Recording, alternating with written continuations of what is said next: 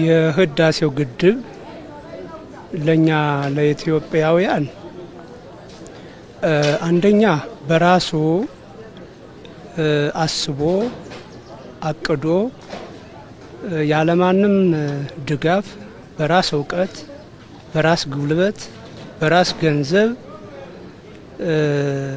ተግብሮ መጨረስ ኢትዮጵያውያን እንደ አባቶቻቸው ጀግኖች ያሰቡትን ከመፈጸም የሚገታቸው እንደሌለ ማሳያና ማረጋገጫ ነው። ምንም እንኳን በሌሎች ሀገር ፕሮጀክት ባልታየ መልኩ ከታላላቅ ሀገሮች ጀምሮ የውጭ ጠላቶች ቢረባረቡብንም በአላማችን ጸንተን የህዳሴውን ግድብ ካለበት መሰናክል ሁሉ አውጥተን እውን አድርገናልና በጋራ ከሆን የውጭ ጠላቶች ሊጎዱን እንደማይችሉ ያረጋግጥንበት ነው። ለኢትዮጵያውያን ይህ ግድብ እስትንፋሳችን አጥንታችንና ደማችን ነው በመገልጸው ስትራክቸር ማለት ነው።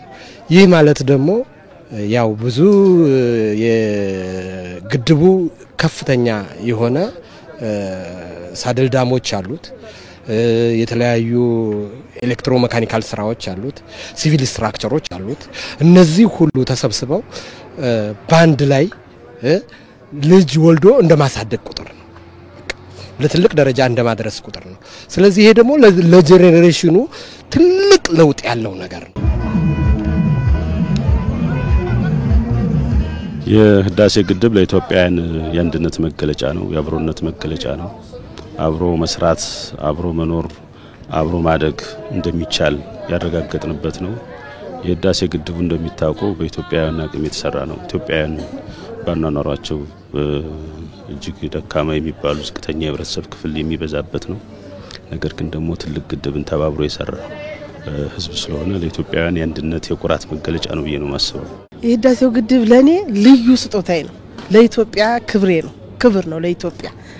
ከወትሮ ማንነቷ አሁን እጅግ በጣም በላቀ ደረጃ ከፍ ያለችበት፣ ጠላቶቿን አንገት ያስደፋችበት፣ ኢትዮጵያ መቻሏን ያሳየችበት፣ በድህነቷ እንደምትችል ሰርታ ማሳየት እንደምትችል ክብሯን እንደድሮ አባቶቻችን በሌሎች ቀኝ ግዛት ሳትገዛ እንደኖረችው ሁሉ አሁንም ከፍታዋን ከፍ አድርጋ ያሳየችበት፣ ትልቅነቷን ያሳየችበት፣ ኢትዮጵያ ልዩ ሆና የታየችበት ቀን ነው። ህዳሴው ግድብ ልዩ ኩራታችን ነው ለኛ።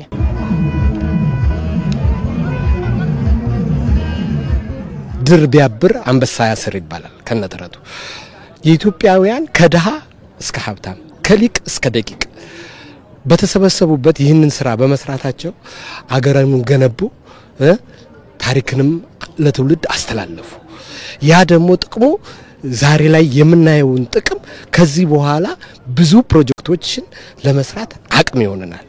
በሴቶች የላቀ ተሳትፎ ነበረው። አባይ መገደቡ አንዱ ትልቁ ዋስትናችን ለኛ ለሴቶች ነው።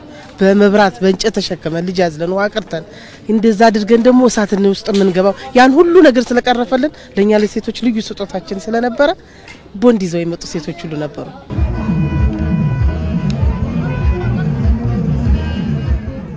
አይቻልም የሚሉ ባዳ የሆኑ ባንዳ የሆኑ የህብረተሰብ ክፍሎች በከፊልም በትንሹም ከውስጥ ያሉበት ባዳዎችም ደግሞ በተመሳሳይ ከውጭ ያሉበት እነዚህን ያሸነፍንበት ጭምር ነው።